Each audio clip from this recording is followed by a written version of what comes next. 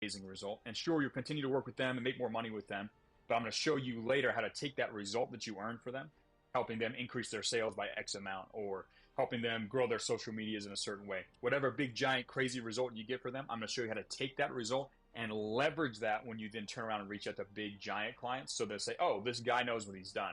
Oh, he's done something interesting. I would like to have the same result that he got for them, and they'll be willing to hire you. That way, you no longer have this big disadvantage. I have students that try and skip the starter client phase. They try and go straight to like direct cold outreach without earning credibility, without refining their skills, without following this process, and they end up failing because they are ignoring the fact that they have major disadvantages in the game.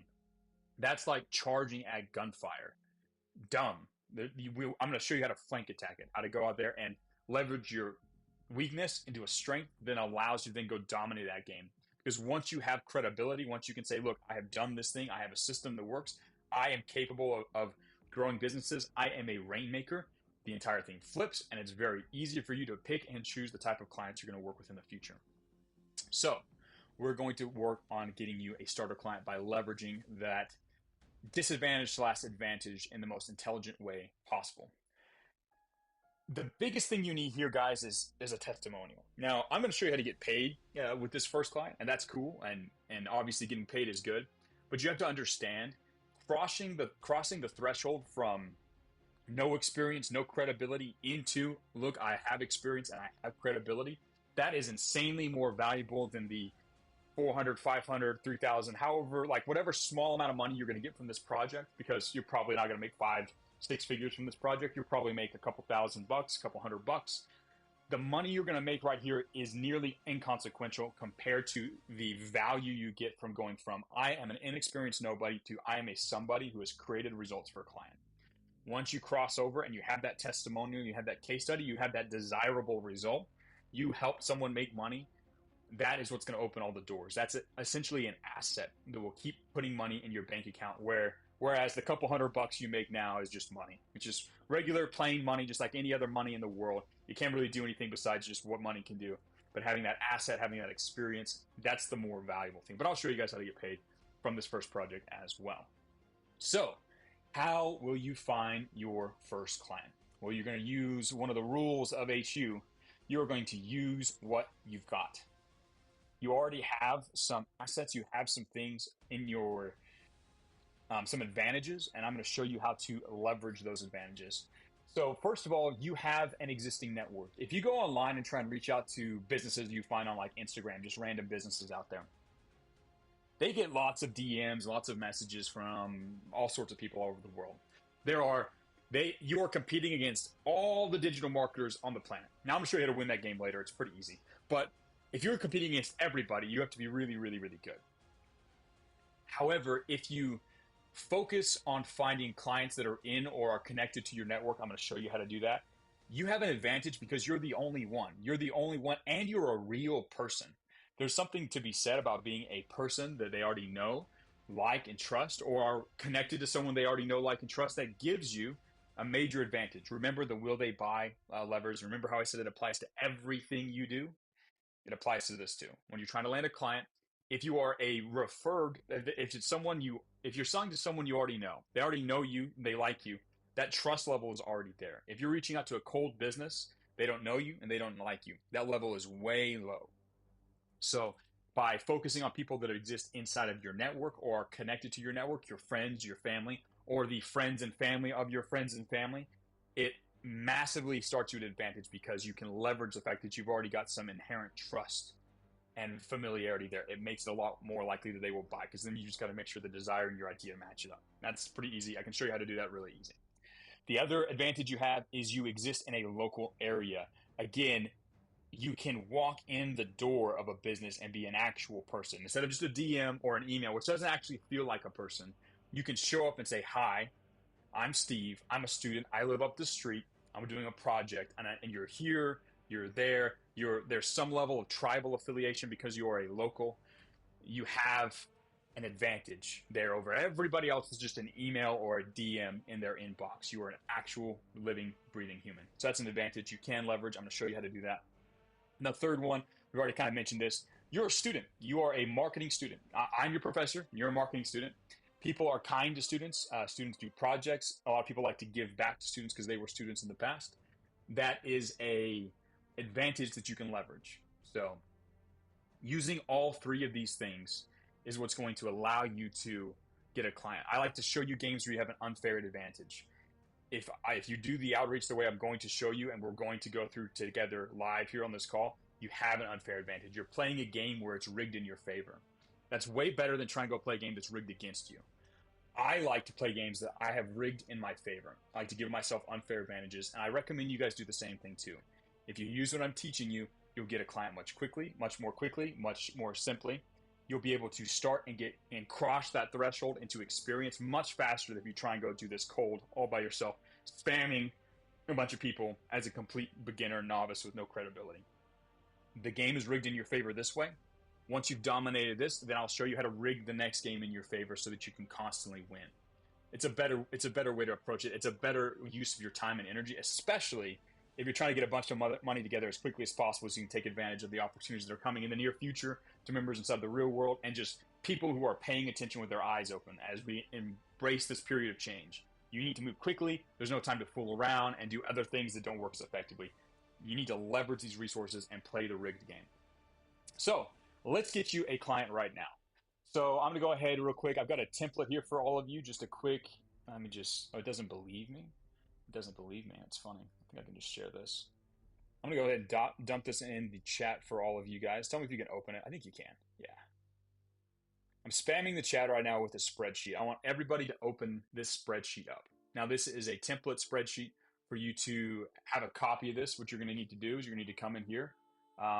You need to come into this file. You go to File, hit Make a Copy, and then hit Copy of Outreach. What that's going to do, it's going to give you an editable version of that document that then you can work with. It's on your thing. I want everybody right here, right now on the call to start filling out this list. Really, we just need the name. You can do the contact info and all the rest of the stuff later. But right now, I just want you to put the name. So everyone click that link. If people need help getting that link, just you guys can spam it. That link works for everybody. We'll go ahead and add that in there. Everybody needs to open up and create a version of that document for themselves. I'm going to give you guys a few seconds to do that. While you're doing that, I'm going to explain to you what you're going to do. Jumping ahead of ourselves. You're going to start filling out this list. Now, in the actual course, I tell you to put at least 50 people on this. We're not going to do all 50 right now. Some of you have already done this process, so you're ahead of the game. But right now, we're just going to start with 10. We're going to start with 10 people. Now, I want you to start with, and these are people that you know. We're going to start leveraging that first unfair advantage, which is your current network. So start listing down people that you know and you can get in contact with. I'm not a person on this list. You don't know me. You don't know my email address. But you can't pick Joe Biden or some person that's famous or whatever. You have to. That's a funny example to pick. You have to pick someone you know and can get in touch with, someone who's part of your network, a friend, a family member, an acquaintance, somebody you know and can contact via an SMS, DM, face-to-face, someone you know. And I want you to put at least 50 people on this list eventually, but let's start right now with people that you know. If you know people, if you are friends or family with somebody who owns a business owner, I want you to put them on the list first. That's the first person you should put on the list. Prioritize them. If you don't think you know any business owners, that's probably a lie. We'll fix that in the future. But first, if you do know business owners, put them on the list. If you know your uncle has a real estate agency, or your Aunt Teresa runs whatever, a home cleaning service, whatever it is, write down people you know who have businesses on that list. Just write down their names for now. We'll worry about contact information, all that stuff later. Write down names. Now, if you don't and can't come up with a business owner right off the top of the bat, that's okay. The next type of person I want you to put on this list are adults or people who have careers. Your father, your uncle, your mother, whoever you know that works, your brother that moved to that one city and now works in IT, whatever it is, write down people, probably family or friends you know that work for companies or have careers, right? They have to work for a company. Your parents work for a company. Everybody works for a company. Write down people that you know who have careers. And then after that, if you kind of exhausted that for yourself, go ahead and write down just random friends or whoever you might know, acquaintances, that teacher from whatever, your friend from school, whatever it might be. Write down those actual individual people on your list. And I'm going to give you guys some time to do this. I want you all to do at least 10. And we might just have to sit here and listen to some music for a second.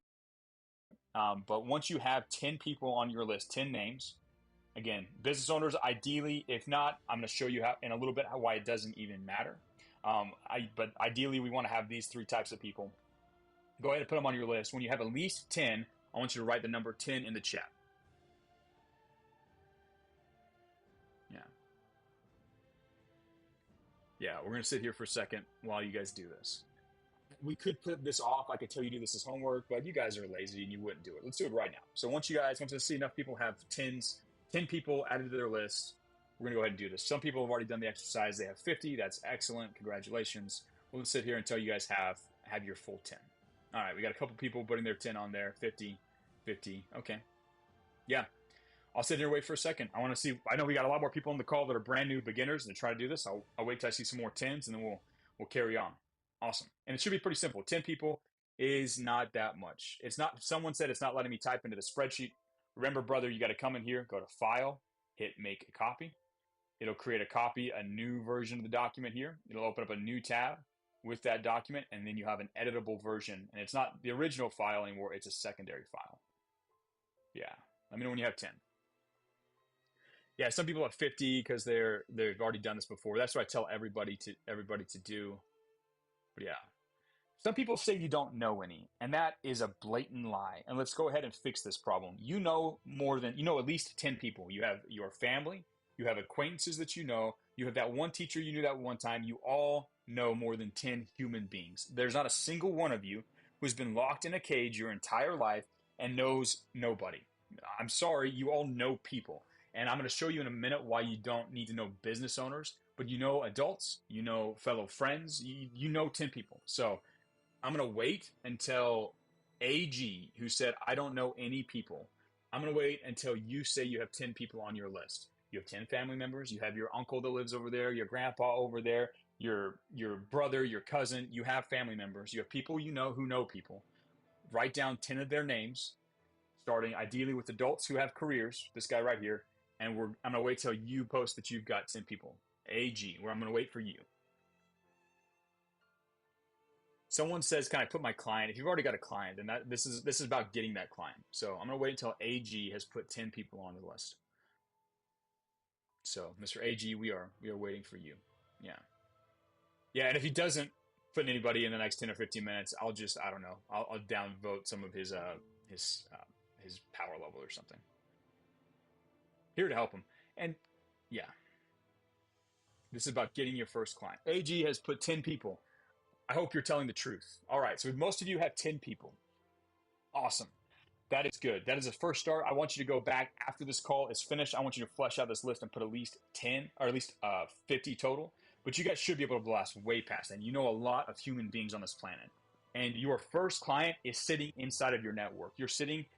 There's someone you know or someone that they know, kind of within that extended network between the people you know and the people who they know. There is a $100,000 client sitting there waiting for you. Someone you could make $100K from in the next year if you solve their problems, their marketing problems. They're sitting in your network. Remember, this is an advantage that you have. You have this network. That client is just sitting there, and you just need to contact them. So you're gonna have to dig through all the people you know to find that connection that leads to that person. But most human beings on the planet are sitting here right now with at least a 6-figure income waiting in their network they just need to tap into. So make this a list of 10. You guys keep putting in 10 when you're done.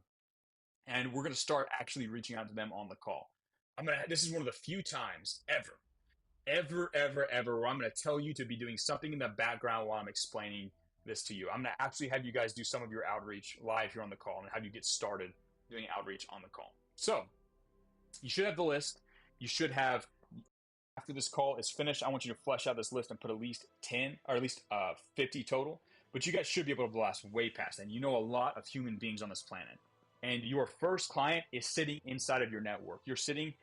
There's someone you know or someone that they know, kind of within that extended network between the people you know and the people who they know. There is a $100,000 client sitting there waiting for you. Someone you could make $100K from in the next year if you solve their problems, their marketing problems. They're sitting in your network. Remember, this is an advantage that you have.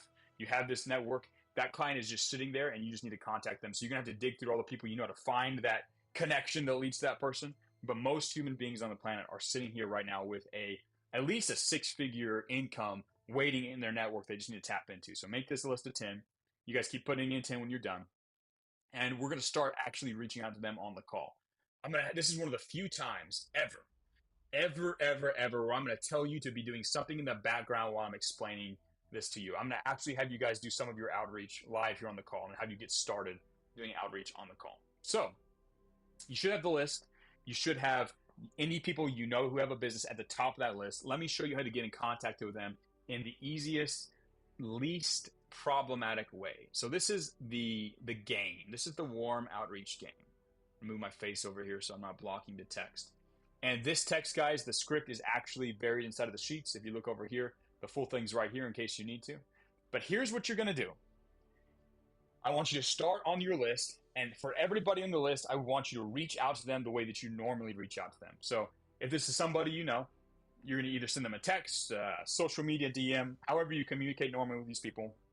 Start talking to them like a normal human being. Reach out, say hello, and ask them how they're doing or catch up on something interesting that's happened in their life. So if you see that your uncle just got back from visiting Washington, D.C. for whatever reason, you could ask him, hey, uncle, how was your trip to Washington, D.C.? Start off having a conversation and be genuinely interested in them. What I don't want you to do is just spam them and say, hey, I'm a copywriter. Can I work for you, please? That's the worst thing you're going to do. I'm going to show you guys this is an indirect method that keeps the risk low, keeps their sales guard down, and doesn't turn you into a sleazy weirdo. This is the way that you can do this that is human-based. This is the most human way to do this, and it's the most genuine way to use your network in a way that doesn't piss anybody off. So reach out and ask them. Just ask them how they're doing. Just start reaching out. So start at the top and work your way down. We're going to start a conversation, and once the conversation reaches a certain point, then you're going to kind of hit them with an indirect pitch. I'll show you that in a second. But once you've sent your first hello message to somebody on your list, the first person on your list, put started in the chat. I'm going to wait and see how many of you are actually taking action here. Again, I like to reward people who are taking action. I like to help people who are willing to do the work. And today we're workshopping through this, and we're going to get you guys a client. So let me know once you've started. Because what you're going to do, you're going to start, you're going to talk to them, you're going to catch up like a normal human being, you're going to be interested in them, you're going to compliment them about something cool that they've been doing, you're going to do whatever. Eventually, you've asked about them. Once you've talked to them for a little bit, they're going to turn around and ask about you. I see some started in the chats. Good. I like to see people moving forward. This is the type of action, this is the critical work you need to do to get a client. So you guys are on the path moving forward. That's good. So once they ask about you, because they will, and don't force this in case it doesn't happen, but when they say, how are you doing? How's the family? Whatever. When they ask about you, which they will, because it's human nature. If you show interest in them, a certain percentage of them will show interest back in you and ask you what you're up to. You're going to hit them with essentially this exact message. I'm going to show you a few places where you can change it up, and you might need to change a little bit of the wording to make it match your situation and your voice. But the idea behind this message needs to be exactly the same as what I share for a couple important reasons. I'll break down why. So when they say, hey, what are you up to? What's new in your world? You can say, I just started training to become a digital marketing consultant. I think it's the way forward for me. But before I start charging, I'm looking to get some free /internship experience and earn some good testimonials. Do you think any of your friends would like me to? And then you insert an outcome that you might help their friends with, grow their social media accounts, help them get more sales. It would be the basic one, help them get more sales for their businesses or for their business over the next couple of months for free as sort of an intern using all the new digital marketing tactics I'm learning, ? Right? Then we might break that up into two messages. You might change a little bit of the wording, but the game here is, hey, when they ask about you, you say, I'm learning digital marketing, a whole bunch of cool stuff. I'm trying to find an opportunity to practice some of the stuff I'm learning for free. I don't want to charge anybody yet. Now, even if they own a business, you don't say, can I do it for you? You say, do you have any friends who I can do this for? Do you know any of your friends who would like me to work for free for them and try and help them grow their sales using some of the tactics I've taught? Make it indirect, right? It's the same message whether they have a business or not. So if they have a business, instead of saying, hey, dear uncle, can I please have something from you? You're saying, hey, is there anybody you can recommend me to that you think would like this? It keeps it indirect. It keeps it to where he can say, well, what about me? Right? I want to help you. Can you do it for my business? That's what most of them are going to do. That's what most business owners who you reach out to with this message say, well, what about my business? Can you help me with mine? I think it'd be cool if you could help me grow my Instagram or whatever, right? So they either will say, what about me? And they'll tell you, or they'll recommend one of the friends. Yeah, my buddy Steve, who runs the golf course, was telling me he's trying to get new people to sign up for this monthly deal he's doing. Let me get you in touch with Steve, right? They will often refer you to somebody else. Or they'll just say, yeah, no, I'll ask around or whatever, right? And you'll have to follow up with them later.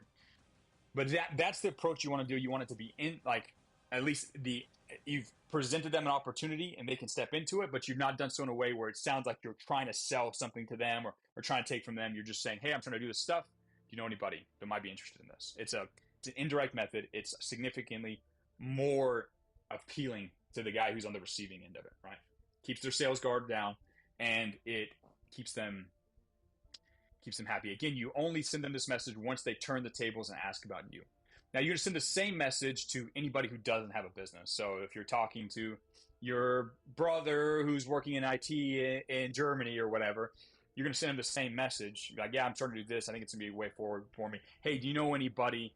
Do you think any of your friends who have a business would be interested in me doing this for them? And you ask him that. That way he can give you referrals. He can introduce you to his buddy Steven, who just launched his guitar e-commerce store or whatever, right? You can talk to them. You want to get referrals. Again, it's not really about who you know. It's about who they know. Either someone you personally know or someone just outside of your realm of your network. So maybe someone that your father knows or someone that your uncle knows or your brother or your sister or whoever. It's who they know. That's oftentimes where that first client is. So the cool thing about this script is it works for everybody exactly the same. You don't have to change anything. It works for people who have a business and people who don't have a business. And again, it's about either getting them directly to work with you or let you work with them, or it's about them introducing you to somebody. Now, if they introduce you to somebody, you'll talk to them and they'll ask you what you do, and you tell them it's basically the same thing. And then you'll say, can we set up a time to sit down and talk? I can share some of my ideas. And you can go through it. If it's your uncle who says, oh, that'd be great, I'd love to have you help with my business. What about me? And you say, okay, cool. Let's do a call sometime, and we can talk about what you're trying to do and see if there's a way I can help. You just set up an opportunity to do a sales call. Don't call it a sales call, but it's a call. We're going to get to know their situation and then pitch them on a project. But that's warm outreach. So by now, all of you should at least have said hello and asked a question to probably 4 or 5 people on your list by now. Let me know, for those of you who have started, how many people you have done the initial contact. You've sent the hello or you asked their question. You've started contact out of your list. Put the number in the chat. We're doing this live, guys. We're doing this live. We're here to get you guys. People that are asking you to talk about local outreach, we're going to do that later. But you all know people. First of all, before we recommend local business outreach, which is the second unfair advantage you have, this is the best. This is the best game you have. And most of you are too cowardly to do this. I see 6, 3, 2, 15, 5, 5. Good. You should reach out to all these people and keep the conversations going throughout this chat. You guys, again, the text itself is written inside of your little outreach thing here. If you go to the cell, I just pasted it in there. You can go read this anytime you want. But good. People are starting to reach out. That's excellent. Now, let's talk about some of the common fears and mistakes that keeps people from doing this. And probably some of you in the chat have said this while I was looking over at the script itself. The biggest one is, I don't know any business owners. I don't know how people get through the level 2 course where I literally have a video that says what to do if you don't know any business owners, and still ask this question, but you guys do for some reason. And I've just explained it, and I guarantee you some of you are telling yourself, but I don't know any business owners. It doesn't matter who you know. It matters who they know. You know a certain number of people in your life. You probably know at least 100, 200 people that you've interacted with, you had in that class with you in school, or your brothers or your cousins. You probably know about 100 people. None of you have been locked up in a cage your whole life. You know people. And those people know about 100 people. So everybody knows a bunch of people, right? There is a huge network that sprawls out from you, right? You have your first degree connections, and then you have what are called your second degree connections, people that know the people you know. They're not your friend, but they're your friend's friend, right? You know a lot of people, and I guarantee you, as long as there's any level of economy in the world, even if you're in sub-Saharan Africa, there are business owners in your network or in the network of those that you know. If you actually sit down and start putting names on the list, you'll oftentimes discover you actually do know somebody. So try and just dump as many names of people you know, and you realize, oh wait, I do know the guy that owns the dog grooming store over there. We say hi every so often on our walk or whatever. You know somebody. You know somebody, and they definitely know business owners. So that's a very low level loser aikido to do to keep yourself from doing work. Most of the time, people will throw out these excuses because they're scared. They're scared of actually doing work and scared of doing something that's unknown for them. But they'll say these types of things. Like almost all objections, there's the literal word of the objection, and there's the deep-seated reason why they're not wanting to take action. There's the emotion and the logic. Like, I'm going to defeat the logic, but at the end of the day, you have to understand that it's an emotional problem. You've got to just decide to be brave. A lot of people ask or say, hey, I don't know how to provide help for them. I don't know how to pick what project.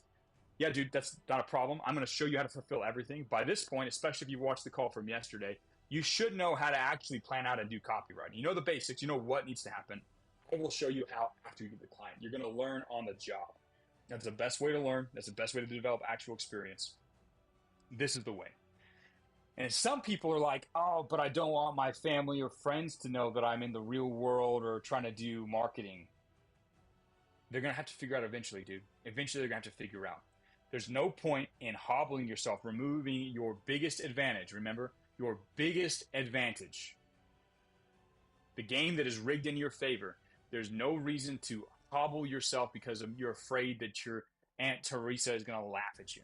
Who cares?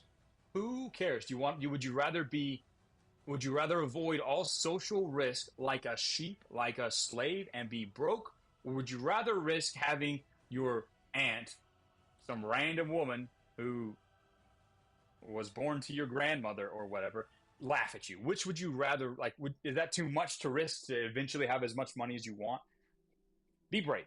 Guys, be brave. Be brave. This process works. This is what gets people clients. And I guarantee you by the time we end this call, some of you will have set up sales calls for future clients, and it'll be a lot of fun. But at the end of the day, you're going to have to be brave, bite the bullet, move forward. Now, again, as you do the warm outreach, you're going to say, hey, they're going to say, I'm interested. Can you tell me more? And you say, sure. Let's do a call, though. I've got some questions. I want to know more about what you're trying to do and see what I can do to help. You want to set up a call. Now, it might be a face-to-face meeting, especially if it's like your dad. You're going to sit down at the kitchen table and talk to him. If it's someone, outside of your actual insular home, you're going to go sit down and either meet with them face-to-face, go over and visit them, do a call, do a face-to-face call, FaceTime, Facebook Messenger, Zoom call, whatever. You're going to have a call where you're going to sit down and you're going to figure out what they need, and you're going to set up the agreement under which you're going to continue to work.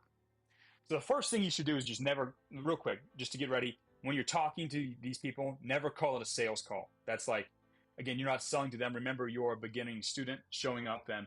Just say it's let's do a call so I can get to know your business a little bit better and see what I can do to help, right? Just say that. Don't call it a sales call. Now, before you do this, maybe you'll set it up and you say, okay, well, we'll go talk on, next Monday at 3 p.m. I'll meet you at the Greek restaurant. We'll sit down and talk over this or whatever, right? In between the time of you having this conversation and you running your sales call, you're going to go do top player funnel breakdowns for a couple successful companies in that space. So if you're helping your uncle who runs an e-commerce store where he sells guitar accessories, right? You're going to want to go look at all the top e-commerce stores that are selling guitar accessories better than your uncle. You want to look at what they're doing. You want to analyze their funnel. You want to try to extract their outline for as many of those as possible. This is going to make you an expert in the field in about 3 hours of work. Take some time, look at what all the top competitors are doing. If you're in a local area, let's say you're going to help your brother's who's a chiropractor, you're going to look at all the other chiropractors in town. You're going to look at chiropractors in a few of the bigger cities who are doing really, really well. And then you're going to look at the next thing you're going to do is look at the actual business that you're trying to help. If they have a website that you know about or social media profile, you're going to comb over everything. You're going to look at what they're doing. And chances are at this stage, you're going to start spotting some ideas, some things that you could do to help them. Just because you've seen what all the top players are doing and you're seeing what they're doing, you compare it side by side. You'll be like, my uncle's account is really small and he's posting this type of content. Now, this other account, this is a really big account, and they're posting a completely different type of content. Maybe I should help my uncle post that same type of content so more people that are scrolling will see the content, like it, and then go check out his profile. You're going to start to notice some things, make mental notes of those things. Don't get too excited about them. Don't say, oh, this is definitely what I'm going to pitch to my client. You don't know. There might be some other things happening behind the scenes that you don't know about. It's better for you to show up. I'm going to talk about how to run the actual sales call itself. There's a better approach I like to give you instead of just showing them, like, listen, according to my research, this is what we're going to do. There's a step you got to do before that I think would be really helpful. So, but you need to do your homework. You need to show up for this call ready. You've done your analysis, you've done your research, you have some ideas, you know about the industry, you know the type of people they're going to reach out to, you know the basics, right? You've gone in and asked for some advice inside of the real world. You're prepared. You're ready to fight. A lot of people are scared about sales calls because they don't prepare. They don't actually do some study. They don't understand their prospect. They don't understand the industry. So they're so unsure about what could happen because they literally have underprepared that they just like, they freak out and they act like a skittish little timid animal. The best way to counteract that is to just do your homework. Analyze the top competitors, analyze top businesses in that space, look over very quickly that business and what they're currently doing. So that way, when it's time to sit down with them, you know a little bit about what's going on. You're kind of familiar with the business. You have some ideas of ways that you could possibly help them. It'll make it a lot easier for you to show up calm, in control, and as the expert. Which leads me to a really important part. Before the sales call, I'm going to turn off the music. It's distracting me. I don't like it. Before the sales call, you need to prepare yourself emotionally. So much about sales, like I'm going to show you a pretty good formula for actions you need to do on your sales call, but a lot of sales is attitude. A lot of sales is showing up with the right type of vibe. And you're in a unique situation where this is your first project and you're coming across as a student.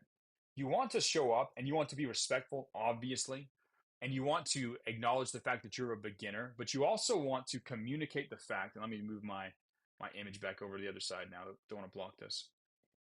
You want to you want to portray this vibe that you are a sharp, smart individual and you are a rising star. You are going to do great things. You are obviously destined for success. You want to kind of give off that aura, and you can if you think about that and imagine that.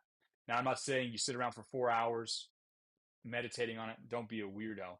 But every so often, just kind of remind yourself, no, I've got this. I've got all the resources of the real world. I've got everything I need. I'm on my way up. I am going to be one of the best copywriters in the next few years. I'm going to dominate industries. It is predestined by God. I'm going to make it happen. If you can have a little bit of that energy when you show up to a sales call, it makes a big difference. So you want to do your homework, prepare, understand what's going to happen. That way you're not worried, but you also want to put yourself into a good state of being calm, collected, and the expert. Guys, we're going to do questions here at the end. Um, I'm going to pause at a certain point here, and I'm going to cover questions because there's a lot of content that we're going over today. Let's talk about how to run the actual sales call. So first of all, when you show up or when you do these calls, you want to dress professionally. Now, don't go like wear a tux or wear a suit and tie. Usually, you just need to dress clean and like a semi-professional. Don't dress like a floppy hair hood rat or punk kid. Like dress like an actual professional. Not like again, not like a geek, but like a professional. So I often do the black t-shirt. That's kind of like my work uniform here. I don't recommend you guys wear black t-shirts. Like a nice collared shirt, polo, simple shirt. Dress in a way that like with like fitting clothes if possible. It's not the biggest thing, but you should dress well. It helps. I've already mentioned how important it is to control your energy when you're there, but you need to make sure that your body language is dialed in, especially if it's a face-to-face call. Most of them will be. Even if it's just you talking on the phone, they can hear the difference. You want to hold good posture. Shoulders back, chin up, chest out. Be a man. Like stand there like an upright man instead of a banana-shaped like Gen Z kid. They're going to be evaluating you. Like you're essentially saying, hey, I'm going to help you with the most important thing in your business, which is getting you sales. If you show up and you look like a dumb airhead kid that's dressed rattly and sitting with a bad, scared, small posture, they're not going to want to work with you.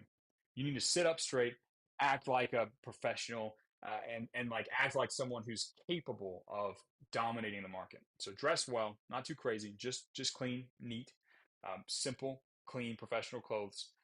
Hold your head high, good posture, and keep your emotions steady. There's going to be there's going to be some butterflies there because you're doing something you've never done. Remember to give off an air of being calmly in control. Calmly in control. You're there. You're just doing a sales call. Don't act all excited and giddy. It's just a normal day. You're sitting down to do what you always do. This is you've been here before. You've done this before. Even if you haven't, you need to have that vibe when you show up.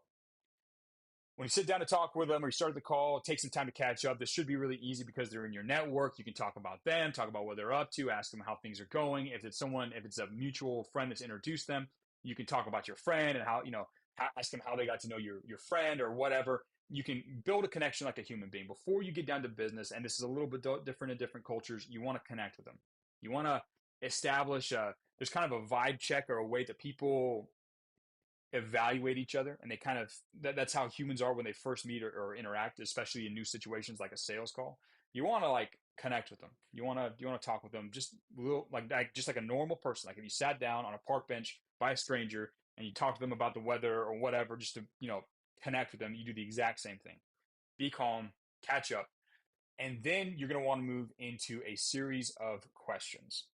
Now, there's a framework, a selling framework that I've used for about a decade now. It's extremely effective and it's really easy to do, especially in this type of selling where it's more of a consultative type selling where you might propose different solutions. And it's called the SPIN selling method. Now, these are the questions. It's called the SPIN because of the different types of questions: SPIN, situation, problem, implication, needs, payoff. It's a really simple series of questions you can ask business owners so that it kind of just naturally comes to oh, well, I should pay you money at the very end. It's very easy for beginners. It's almost impossible to mess up. I'm going to show you how to do this, do the system, and it's going to make it very easy for you to run your first sales call and close that client. Again, don't call it a sales call, but like this is how you sit down to help somebody. First thing you're going to do is you're going to ask them some situation questions. Now, these are questions where you get to know their business, you get to know them. You're going to ask them to tell you about how they started their business or how they got involved in this industry. You're going to ask, how they're currently getting customers, what they're currently doing to try and grow their business. You want to just kind of ask them so you understand the situation. Now, you want to ask relevant questions. You want to ask them like, well, why did you paint it blue instead of green? Like, don't ask them like stupid questions. Ask them questions about their business, their customers, and how they're currently marketing. Some really important situation questions you want to ask here, and I've mentioned this, is you want to ask them how they're primarily getting new customers. You also want to ask them who their best customers are and why they're their best customers. You want to get to know who their target market is as best as possible. Now, when you're asking these questions, don't make it like an interrogation. Don't sit there with your question, be like, how did you start your business? And just listen to them. And when they finish answering, be like, how are you getting new customers? Don't sit there and just ask them questions. There's a certain level of back and forth that happens here. So when you ask them a question, you say, well, tell me how you're getting new customers. It looks like you're doing mostly like social media. Is that right? Because you've done your homework. And they say, oh, well, no, actually, we get most of our people through referrals because when I finish my job here, when I just spray the pest control, I ask them if they can introduce me to their neighbors. That's not mostly getting people. I'm not getting anybody online. I really like to get people. And you say, oh, that's interesting. I would have thought it was all social because that's what you're posting. So you're telling me it's all referrals. Huh? Is that pretty common? And you ask follow-up questions. You ask, oh, wait, is that regular? Like, is it pretty predictable or is it irregular? Like, or is that actually helping you grow? And you can ask them follow-up questions like a human being where you tag on, make a little comment about what they said. Oh, that's interesting because blah, blah, blah. Or, oh, I would have thought this other thing. And then ask a follow-up question. Show that you're actively listening. That way they don't feel like they're being interrogated by a little timid clipboard holding geek. Have a two-way communication with them. When they say something that's interesting, tell them that it's interesting. Follow along, show good body language, basic stuff. So you're going to want to get to know the situation, how they're growing their business, who their target market is, how long they've been doing it, what they've tried in the past, et cetera, et cetera. Then you want to move on to problem questions. Now, this is where you kind of switch from kind of just understanding the general layout of their business to identifying the things that you're going to do to help them. I like to ask what their goals are. I'm like, so you're trying to grow your business. What's been difficult about that? Or what goal, like, what would you like to do to grow your business? How many more new customers would you like to have a month? I like to ask them if they have a goal. A lot of times they won't. I like to ask them if they have a goal.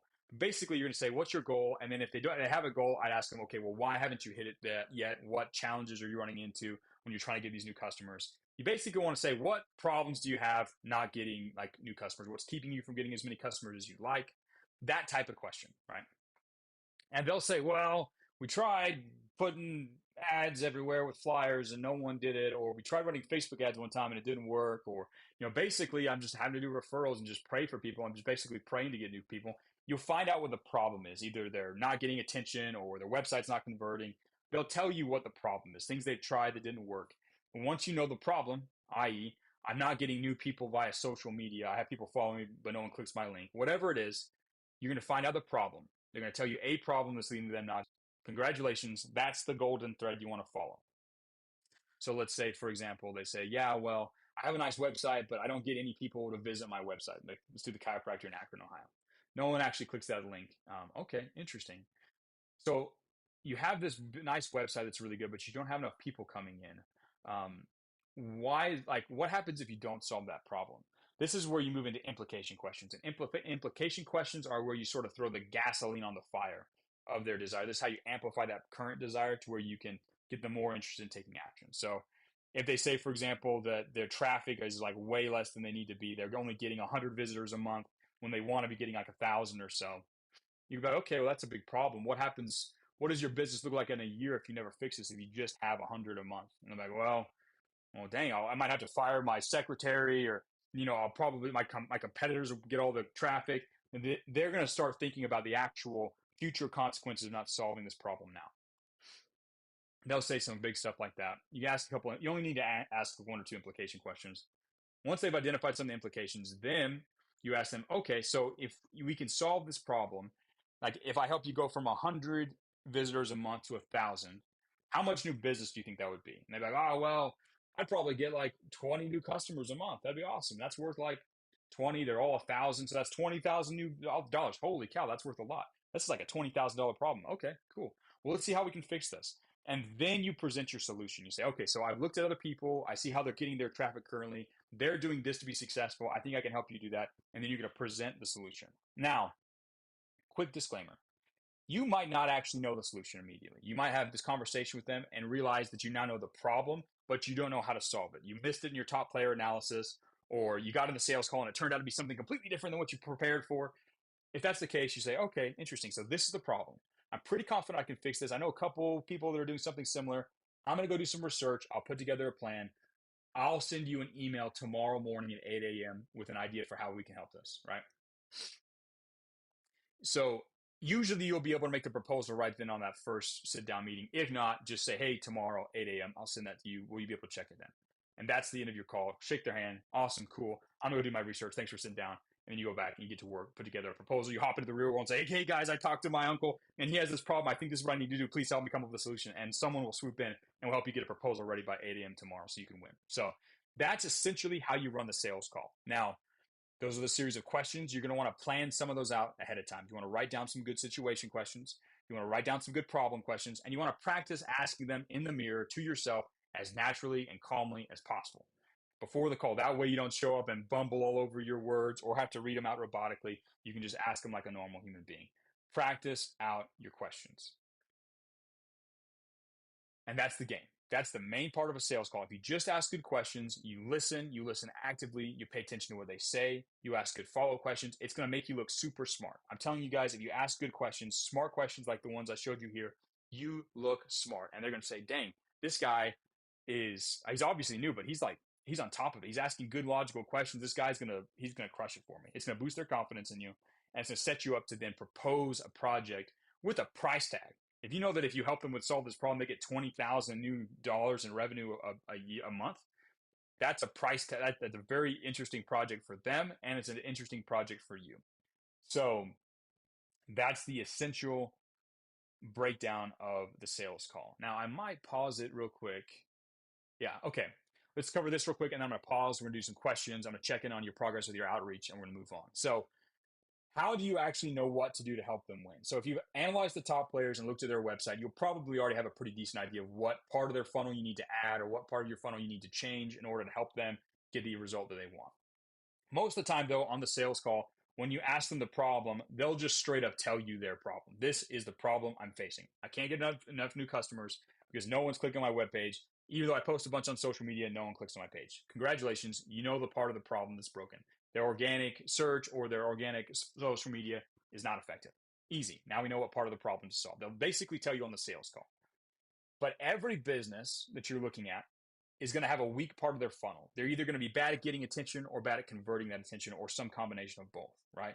If they have a funnel that exists, as long as it's a funnel that other top players are using, there's going to be some weakness that you can find, some difference between what they're doing, what the top players are doing, that you can then identify and help them change. That's how you know what to help them with. Either help them get attention better, help them convert attention.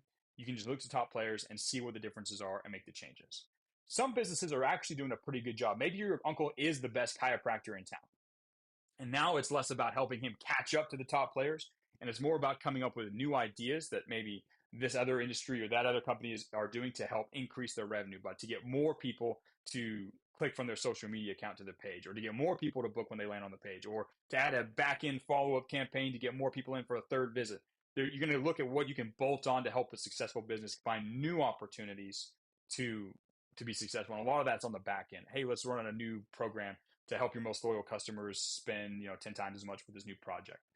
You're going to have to use some creativity. When it's a business that looks like they've got everything together, that's where you usually have to bring a new idea to either change up and test new variations of their current funnel, or add a new funnel on top of what they're currently doing based on what other top players are doing, or based on advice that you get inside of the real world. But usually they'll just tell you when you have a sales call, they'll tell you what the problem is. And because of your homework, you'll know exactly what part of the funnel needs to change or get improved in order for them to be successful. Now, I do want to take some time and handle questions because we've covered a lot of stuff. We've covered warm outreach. We've covered how to prepare for a sales call. We've covered the types of questions you're going to run. And we've talked about how to pick what they need. I've got some additional trainings on this I can point to you guys, but let's pause. What questions do you have about the warm outreach process or about how to run the sales calls? I want to handle as many of these as possible. And if you want to have any updates on how many people you've reached out to, or if any of you have booked a call with a potential client, go ahead and let me know. I'm going to pause real quick. I'm going to answer your questions and help you move forward. So yeah, we got a question here. Someone said, just got my client after warm outreach, but the client just started their e-com jewelry business. Is it good to go? Yes, you can definitely help someone with an e-commerce jewelry business. If they're brand new, that means all of their funnels are weak, and you're going to have to start with you have to do all of it, right? You're gonna have to make sure their pages are put together, they actually have products, and then it's about getting them attention. I recommend, if you are helping an e-commerce client, that you go through the e-commerce campus as well. Go over to the e-commerce campus, blitz through all their lessons, take all the ideas from that, and take that directly and help your client with it. But yeah, definitely, for sure. We're gonna try and keep the questions about this particular situation here, about the stuff we're talking about. If you're asking me non-relevant questions or about how to fulfill for the project, we'll cover that in a second. What else do we have? Next question is, what is everything is missing or not converting? It's not measurable with SEO tools or any of the digital creation tools. Whether do I find resources to begin from scratch? If you're beginning from scratch, you got to first make sure that they actually have a product that people want. You got to be really careful. If a business is an absolute loser, they're not getting any attention, not converting any attention. They're either brand new or they're bad. Their product is bad and it's not what people want. They're not hardworking, etc. You don't want to work with those types of people if you can avoid it. If they're completely new, you got to make sure that people actually want that product. Either someone is buying the exact same product and from a different company, or that person that you're helping has sold a bunch of people actually like their business or like the things that they're getting. They just haven't started to scale it online. You got to first make sure that the project is good. If they don't have anything, then you need to see what funnels the top players are doing. So let's say you sit down, you're working with this e-commerce jewelry business, and you're not sure what other e-commerce jewelry people are doing. And you go take a look and you realize that they're all running paid ads on TikTok to get people to go click on this link and go to the storefront and buy. Now you know the funnel. Congratulations. You need to build that funnel from start to finish. We'll talk about how to figure out how to do that at the end. But if you have to do the whole thing, then you need to look at the entire funnel and plan out how you're going to do that. Mainly that means you're going to have to make sure they have a website where they can buy. That's the first thing you got to have. And then once you have the website where people can buy the product and that's dialed in, then you're going to help them go get attention for that product. And you're going to test and iterate your way to success. We'll talk about that in a second. But yeah, that's what you do if they don't have anything. Question. Hey, Uncle, hey, Andrew. Got a little bit of a switcheroo there with the wires in the brain. Hey, Andrew, let's say I've got an uncle that moved out of the kingdom about a decade ago, but owns a business. We never talk to each other, only briefly during some family gatherings where he flies over to my country. Is he a good prospect? Yeah. If you don't reach out to him, you're never going to get the potential of working with him. If you reach out to him, you might. It's not guaranteed that he's going to answer your text or whatever, but yeah, you should send him a text. Be like, hey, Uncle, it's been a long time. How's whatever country you're in? And then congratulations, you start having a conversation with your uncle, you catch up, and then you ask him a question at the very end. When you ask What are you doing, nephew? Bam. Someone's reached out to all of them except one. When you reach out to everybody, either, obviously keep a conversation going with them, but just add more people to the list and keep going. You should be able to reach 50, 60. By the end of the day, you should be able to reach out to about 50 people, at least with that initial contact. And then you have to keep up with the conversations as they happen. Next questions. Got a Clint.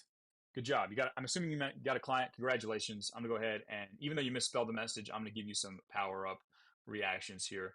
There are usually only, guys, just so you know, there's only a handful of reactions that lead to increased power levels. I put the ones I remember. There's a few more besides these ones, but I'm just gonna hit the ones that are in my favorites for this guy, so you guys can also do this and max out this dude's power level. Just congratulations, dude. Getting a client or getting someone to talk to you is that's a big step forward. After this, it's obviously a lot of work, and you've got to put in the stuff to fulfill for them. We'll talk about how to do that. But yeah, let's take a look. Someone said before niching down, do you need to outreach to as many businesses as possible? Okay, you're never going to niche down until you actually get a client. You don't get to pick a niche until you have someone who actually wants to pay you money.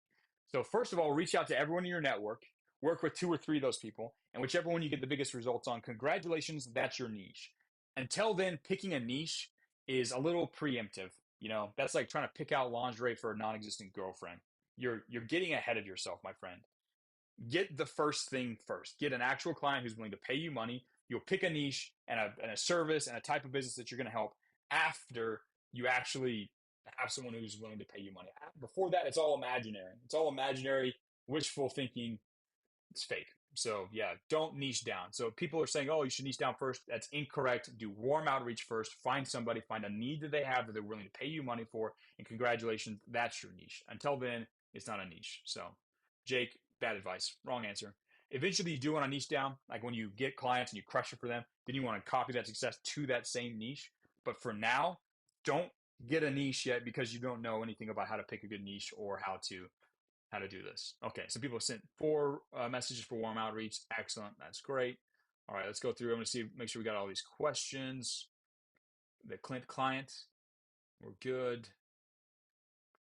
Okay, we got an experienced guy asking questions in this chat. This is probably not ideal. I said, is it just a matter of bad prospects when I'm having calls and meetings with people who identify the problem? They know what they need to do, but they still decide to go their own route. That means they do not trust you and they do not trust the idea that you presented or the cost is too high. It's will they buy, dude? I'm going to link specifically to you to the will they buy diagram from the Tile of Marketing. Will they buy or act? Everyone has money. Everyone can get money together. Everyone wants to solve the problem. If they choose a different route, it's because the idea you present to them didn't make any sense to them, or you showed up and they don't trust your ability to perform it for them, or you're asking the moon and it's way beyond what they actually have. You need to reduce the cost on that first project, do a better discovery project, and then upsell them in the future. I'll show them that. But it's really only those things. If someone's not buying, assuming they actually have the problem and the need, it's because you failed in the sales process to address the 3 levels. And we can talk more about that when we get to the client level, like actual sales call, Aikido and stuff in future calls. But for now, just know that it's the will they buy thing you messed up on. Probably the last 2 of those pillars. Next question. Can I help businesses that don't run social media accounts? Yes. As long as they sell a product that people like, you can help them. You can even help them if they're offline. I'm going to show you guys a resource of some tools to help businesses that have completely offline funnels to help them grow the completely offline funnels. But yes, it doesn't matter. They don't need social media. They don't even need a website. They just need to be able to, if they are selling things to people who like the things that they're selling, they're providing a service or product to people. That's all you need. If that's what they got and they have happy customers, you can help them grow. Let's rock and roll. Yeah, Jake, you're giving bad advice about niches. That's incorrect, dude. For this stage, that's incorrect. Let's look at a few more questions and then we're going to move on because I think we've got them pretty much handled. I've reached out to local business, which is my boxing academy. I'm talking to my coach about growing his social media and start selling his merch. Is that a good idea for a first client? Yeah, dude, that's a great idea for a first client. Again, if it's a business who sells a product that people like, you can help them. There's a few businesses I'd recommend you guys don't look at, but we'll talk about that in a second. Can I use this method for LinkedIn contacts? Yes. You can do this for any social media account, any connection that you have. Ideally, someone who knows you, but yeah, you can do this on LinkedIn. That works. Would you recommend to work with a business that doesn't allow ads or is a regulated business? My friend runs a vape business. Is my first client. I've been doing posts the last 2 weeks. Yeah, you can, as long as it's something you ethically believe in. I don't like working for companies that promote products that are degenerate products. So I personally wouldn't work with a vape thing just because I think it's stupid. But if it's your first client and you're cool with that and it matches up with your morality, which it might, and I'm not here to judge on that at all, dude. If that matches you, then go for it, dude. But yes, you can help them. You're just going to have to use a different type of funnel. You're not going to run paid ads.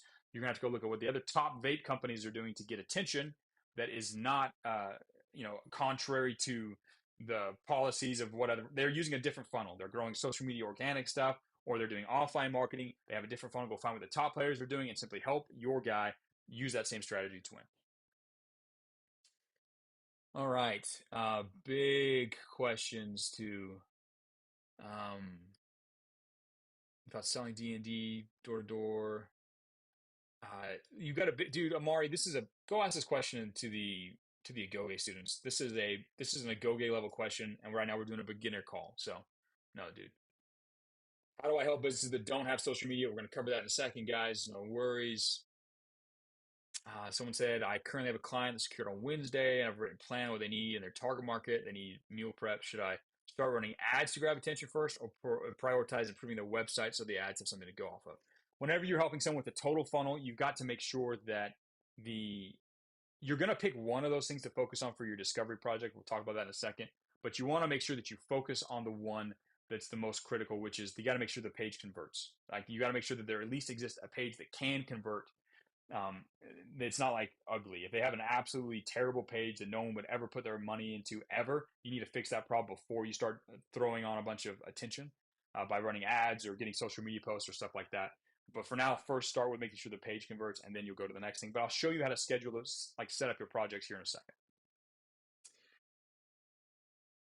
Yeah. So someone said, after analyzing the business, how do I know that the thing I recommended is the right thing? Right up here, bro. If they tell you that that's their problem, like that's probably the thing. If you compare it to the top player, and you see if the top player is getting the actual same business result, the outcome that you want, and they're doing something differently than what your client is doing to try and get that same result, and you take and steal the formula like we talked about yesterday, the recipe for getting that thing, and you recommend that to your client, as long as you can execute on the copy, and I'll give you some cheat codes on how to do that here in a second, then yes, you have recommended the right thing. I'm going to also show you a few things to de-risk it and allow you to test your way to success. We'll get to that in a second. But if you follow the process I'm telling you, you'll be able to extract the right thing, or at least enough of the right thing to get started. We'll talk about how to test your way to success in a second. Someone said they reached out to 10. Congratulations. Keep going. Get more people on your list. Let's keep going. I think we've got most of the common questions. Yeah, a lot of you are like, hey, my family friend is starting this company or whatever. Should I work with them, or is this a good client? Yes, there's a few exceptions. I'm going to cover those in a second. But other than those few exceptions, yes, if someone's willing to work with you, you should work with them. And you'll probably get two or three clients with this method. You work with all of them. You have one that's an outstanding success. We'll talk about how to leverage it. Let's take a look. So I'm trying again to do warm. Someone said I'm trying to do again to do warm outreach from the people that I know to get my first client, and one of them asked me for a presentation, a sort of CV. That's where you do the call and you sit down and you ask them questions and then you tell them what you need to know. Say, okay, cool. If sometimes you might have to do that call or those questions via text, but before you put together a proposal, you need to have the call to get to know their situation. You say, okay, I can put something together, but I need to know more about your situation. Can we do a quick call so I can ask you some questions and then I'll let you know what I had in mind? You got to have the call, dude, because you can't make a recommendation until you've actually done the diagnosis. Like you're a doctor, right? And I call these the doctor questions over here, the doctor frame questions when you go through the course. And I talk about them in more detail. You're like a doctor. Before you can give them a prescription or say they need the surgery or whatever, first you need to give them a little checkup. You need to take their vital signs, do a little blood study to see what they need first. It's the same exact way. You can't say, hey, listen, you need this thing until you've done some analysis and you've sat down and you actually know that you understand their problem accurately, so then you can give them an accurate solution. So you got to do the call, dude. Um, Geez Louise. Your last one. I don't know any businesses, and every person I asked, 15 out of 46, didn't know anyone to work for. They work a job somewhere. They have employers, they have people that they know. You probably know more people than 46 people also. You are creating false limitations on your brain and you are failing to think through this problem critically. I'm going to show you some alternatives, but right now, dude, you need to take a long, hard look in the mirror and start looking for solutions instead of looking for excuses. We can address some of these in more detail after the call, but guys, we're doing good. Someone's got client secured. Congratulations. All right, let's keep going here. Let's see how many of these answers we can get covered. Someone says my current social media is based on my current business that has 5,300 followers. Dude, I would, if you have your current business, you should focus on growing that business with that account. I recommend you reach out to people who aren't following you on social media, and it's more of a personal outreach thing to get your new copywriting clients. Boom, Calzine or someone did client number 4. I got a call lined up. Congratulations. It's good to see people taking action on the call live.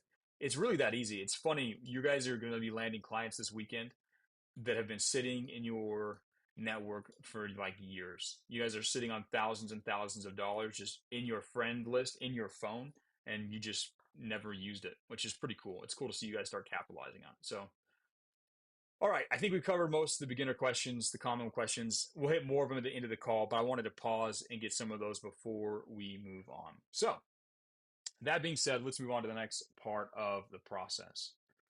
So, once you've identified what they need to grow, let's talk about how you're going to present this first project. Because your first project, I recommend you make it what I call a discovery project. Learned this from a guy who I super respect.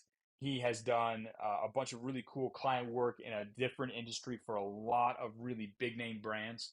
And he taught me this when I was first starting out in the copywriting game, and I've used it ever since. I would share the guy's name, but he's kind of a behind the scenes guy. Some of you might have seen him before, but he's a really interesting individual. So learned a lot from this guy. But he taught me about this idea when I was first starting, and it made all the difference when I was working with my early stage clients and then my later stage clients. I do this process for every project I do. So I recommend when you first start out, you pick a small chunk of what they need and you make that your discovery project. You make that the thing that you're going to do. So if you look at all these businesses, the person that you sit down and talk with, they're probably not $100 million in revenue business yet. They're probably not a big giant company. And between where they are and becoming $100 million company, there's like a bajillion little things that need to be done on the marketing side. There's new redesigns, new products need to be launched, new ways to get attention need to be tested out. There's a million different things, 32 different things that has to happen between where they are now and becoming a multi million dollar business, right? So I don't recommend when you first start with them, you say, listen, I'm going to do everything that you need to do and try and pitch them on a big giant project because that's high cost. That's a lot of effort. It's a lot of time. And frankly, you just met these people and you just talked to them. You need to start with a small chunk. Start with just the first little thing that needs to be done and call it your discovery project. This is a very turns out this is a very common way to approach sales and business. You want to start with a discovery project. So instead of doing, let's say, hey, we're going to completely do paid ads for you and do a whole bunch of this, whatever, you say, listen, I'm going to create, instead of like creating 32 different ads to test out and run for this thing, let's create 3. Let's create 3 small ads. We're going to do a couple variations. This is an opportunity for me to get to know your business and kind of understand your target market, for us to go back and forth. This is a chance for you to evaluate me and see if I'm a good match for you. This is a chance for me to see if I'm a good match for your type of business. We'll keep it small. We'll iron out some of the kinks here on the small project. And we're going to use this to kind of judge whether or not we should work on any of these other bigger things in the future. So if you like what I do and I like what you do, by the end of this, we're going to get you some good results. Obviously, we're going to keep this a small project, keep the risk and time low. Let's crush it on this one. And once we've got this knocked out of the park, then we're going to move on to some of these bigger things in the future. You don't have to decide if you want to work with me now. Let's just do the small project. If you like what I do, then we can start talking about these bigger things that you need to do to get to 2 million, 3 million, whatever, however many million in sales. This is a benchmark for future business. Again, the idea is to take a small part of the project, have a smaller scope, crush it for them. This allows you to get them a result much faster. You're picking a small project, small result. You can get this done in a week or two as A couple examples of discovery projects might be, hey, let's run a email sequence to your backing customers and sell them on this product. Or let's test out 4 or 5 new Facebook ads to add to your current mix to see if we can beat your current performance standards. Or, okay, you got a landing page. Let's create a variation of that landing page and we're going to test our way and see if we can get it to beat your current conversion rate. A small project, not the whole funnel, not the entire, not 3 funnels, one piece of one funnel. You're going to pick a very, and we can give you a lot of advice in the campus. You might have some different situations where you're going to need help on picking the exact right discovery project. I'm going to show you where to go to ask for help inside of the campus so you can get some feedback on this. But this is what you're going to present to them at the end of your sales call or on the second call when you come back after you've done more homework and you're presenting a plan to them. You're going to say, hey, you need all of this work to hit your big giant goal. Let's start with just the small part. And it's a chance for me to get to know you, you to get to know me, for me to get to figure out your project on your particular niche and how your customers talk on a small thing. So then when we do the big project, there's no hiccups. You make a nice small project. So that's how I recommend you do it. And then after you crush it for them, that's when you're going to turn around and upsell them on the next project. So, hey, we finished this little ad. This is great. Let's design a whole new funnel on the back end to increase your sales by 3%, right? That's when you pitch them on the next big thing. What's cool about doing a discovery project is it allows you to earn their trust, right? Right now, you're still basically a stranger. When you first have the sales call, you're an unknown. They don't know if you're going to be able to crush it for them or not. They don't know if you're smart or not. They have some ideas based on the sales call, but they don't really know yet. But when you run a discovery project, a small project with them, and you're very professional, you over deliver, you give them amazing results, you show them that you're capable, and you crush it for them and they're happy. You just made them a bunch of new money. That's the best time to pitch them on a big project because you can command higher prices. You can get them to pay a lot more. They're a lot more likely to say yes because now they trust you and they know who you are. You've got your foot in the door with a small project and you can upsell them on the big projects. That's how you approach this. That's the game. If you just try and sell big projects, you're going to run into a lot more resistance. If you start with a small project, crush it for them, it's a lot easier for them to sell the big projects. And again, guys, for your discovery project, your first starter client, you're going to do a discovery project. That's going to get you your testimonial. You're going to get paid a little bit. That's nice. What's good about the starter client and the discovery project is it sets you up your money with every client that you get. Now, this evaluation process is great. I've used it to evaluate clients. There are people I brought on, done a discovery project, and said, yeah, no, I'm not going to pitch a big project to this person. I do not want to work with these people. I don't like the way that they're running. Turns out the product isn't as good. It gives you an opportunity to take a step back if they're a bad company, which is pretty rare. And maybe it happened like 20% of the time with me. Most of the time, though, what it did is allowed me to crush it for them, make them love me and think I was amazing, and see me as, oh, this is the guy that's going to take me to millions and millions of bucks. And then they move up. Oh, look, someone just posted a screenshot with a positive reply. Heck yeah. Look at that, guys. Congratulations. You are well on your way to earning a bunch of money. Now, after this is when it starts to get real and you have to actually produce results for them. But thankfully, you have some unfair advantages inside the real world, which I'm going to cover for you guys here in a second.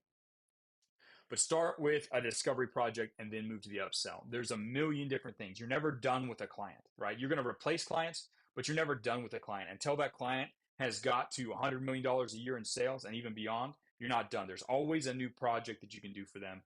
Crush it for your current one and then get ready for the next one as soon as you're finished. Let's talk about how to manage your clients. Now, this is kind of a quick intro into basic client mastery Aikido. There's a few things here that you want to get dialed in so that you can keep the relationship good with your client, so you can keep working for them, keep making money with them as quickly and efficiently as possible. The most important rule with client management is you should always have your next call scheduled before you end your current call. So when you do your sales call and you say, okay, here's the discovery project, let's do a quick review. I'm going to do some market research and I want to review that with you and ask you for your feedback so I make sure I completely understand who you're talking to and I can represent your brand as good as possible. Let's do that on Tuesday of next week. When can we have a quick call or when can we have a quick chat about this? You need to schedule regular communication with them because what you don't want to have happen is say, okay, when I'm done with this, I'll send you an email. And then they go on with their merry lives and forget about you. That's what you don't want to have happen. And then you're 2 weeks, you've been slaving away on this thing and you're trying to get them to look at it. You do not want that to happen. You need to make sure that you always have your next call scheduled. And then when you have that review call and you've gone over the market research, you say, oh, this is great. Cool. I'm going to put together a first draft. It's going to take me about 3 days. Let's have a call on Thursday, quick 5 minute thing. I'll send it over and we can do a quick review together so I can make sure that I match up my voice to the way that you want to talk. Always have your next call scheduled. Always follow up with them before the call happens to make sure that you're going to have this regular communication. You want to stay top of mind. You need their cooperation to make the project work. So that's the very first thing you've got to do. You need to help them understand that there is going to be a revision process. This is a big thing that a big mistake a lot of beginners make. They say, okay, I'm going to put together your funnel. I'll send it to you and it's going to be perfect, right? Essentially. And then they put together their first draft. They're a beginner. They don't know this business perfectly. They don't know the target market perfectly because it's the first project in a niche. Even when I do projects, there's a revision period where you have to fine tune some things. So they create this rough draft and they send it over to the client, and the client looks at them like, this is garbage. They made this mistake. They made that mistake. I don't even sound like that. And then they hate you. They're like, this guy is not, he said he was going to make me perfect copy, but he can't even write for my niche. You want to handle that expectation before it happens. You want to be like, listen, I'm going to put together first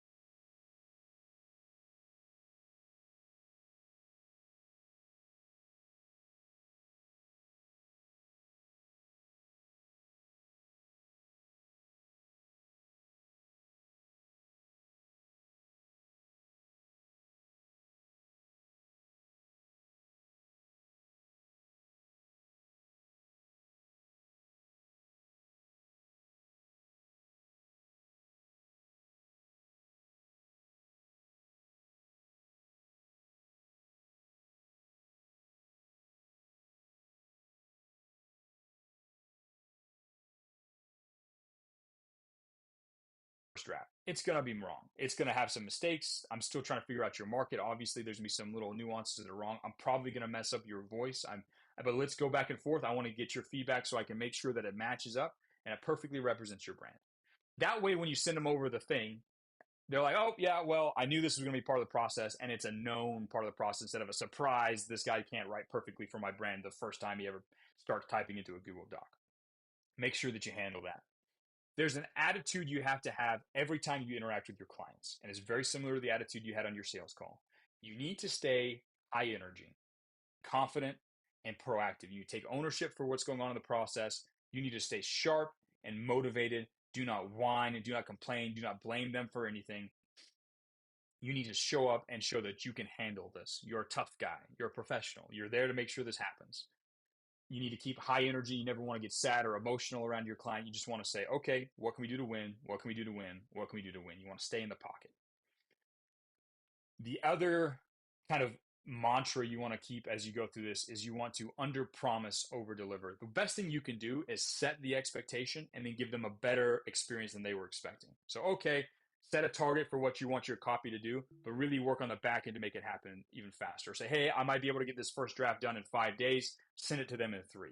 You want to set an expectation that's easy to hit and then beat that expectation. That's ideally what you want to have happen. You want to mitigate the downside. You want to let them know that the first project, there's going to be a testing phase, a revision phase. That way, in case your project doesn't work super well the first time, they're not super upset. You want to manage the downside, but whenever possible, you want to over deliver because that's what excites the client. They love it if you say, hey, I'm going to help you increase their sales, and you increase their sales by a certain amount, they're happy. What gets them excited and ravenous for more is if you help them increase their sales even more than they expected. So you want to set the expectation low or reasonable and then beat it with your hard work. Now, here's how you get paid on that first project with your first client. You told them in the beginning, if we go back and we look at the conversation we're having here, you're telling them, I don't want to charge yet. This is a free internship. And I want you guys to keep that the entire time through. When you sit down and talk with them, say, listen, I don't want to take any of your money up front. I haven't produced this result yet. This is me testing it out. In fact, you don't even have to run this stuff if you don't like it. I'm just going to put it together. If you like it, you can run it. But what you want to do is you want to set a big, exciting target. You want to say, well, listen, this is cool. I know if I help you get a certain number of new customers, that's going to get you, $20,000 in new revenue. let's just say, let's set a target. If I can get you 10,000 new dollars in revenue, or 1,000 new customers this week, or this month, or whatever is kind of an exciting target, something possible but like really really exciting that would completely change their business. If I hit that amount, it'd be fun if I hit that amount, you paid me just for fun, like as a bonus, like $250 or $500 or $1,000 or whatever makes sense based on how much money you'd be bringing in for them. Set a big exciting target and say, like, listen, like I don't want you to send me any money now, like I just want to deliver the result. But if I do, I think it'd be like would you be willing to pay me just on the back end, just sort of as a bonus, if I was able to hit the stretch goal that we have? And usually they'll be like, yeah, sure, that's awesome. Very rarely would they be like, no, I don't want to pay you if you make me $20,000. They'd be like, no, yeah, sure, I'll send you some money if you do that, of course. You want to set that as a back end sort of stretch goal that if you hit, you get paid. Because again, you don't really get anything if you take $300 from them. Let's say you charge up front, but you don't deliver them an amazing result. That's not really going to change your life. You're going to have $300 and you still will be unproven, untested, with no credibility. You want to make sure you get the credibility, but if you do get the credibility, you should get paid for it anyways. So set a back end stretch target so that if you do hit a big exciting goal for them, something that's going to completely transform their business, you will get paid a little bit, as well as you get an amazing testimonial. So that's how you manage that particular part of it. Let's talk about one last option. So once you have, let's say, exhausted your warm outreach, which I'm saving this for this point because I wanted to prove to you all that you could do warm outreach, and a lot of you have gotten clients. I see a bunch of you now that are posting messages and saying that you've got meetings set up and stuff like that. Let's say for some strange reason you actually exhaust all of your warm outreach.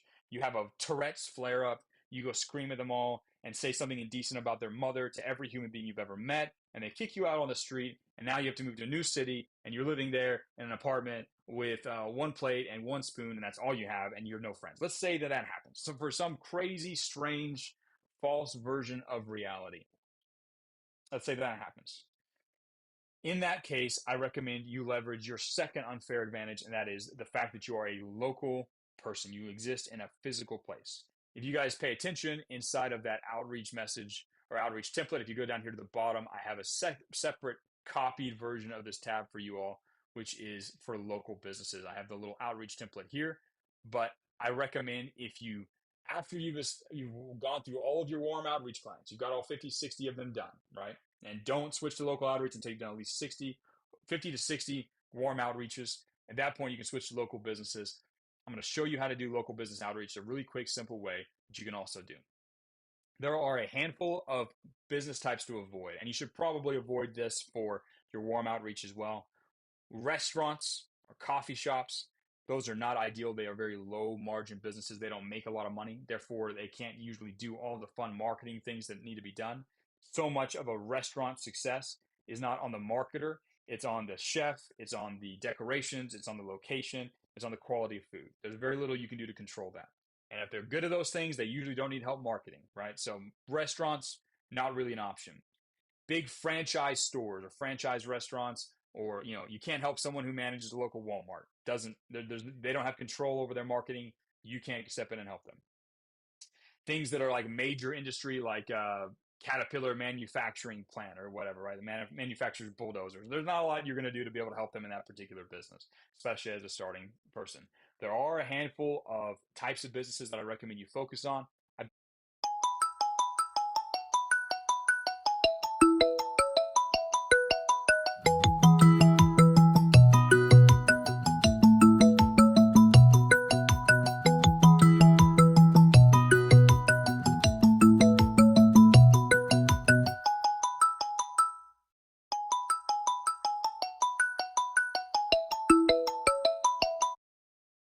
I've got them listed here.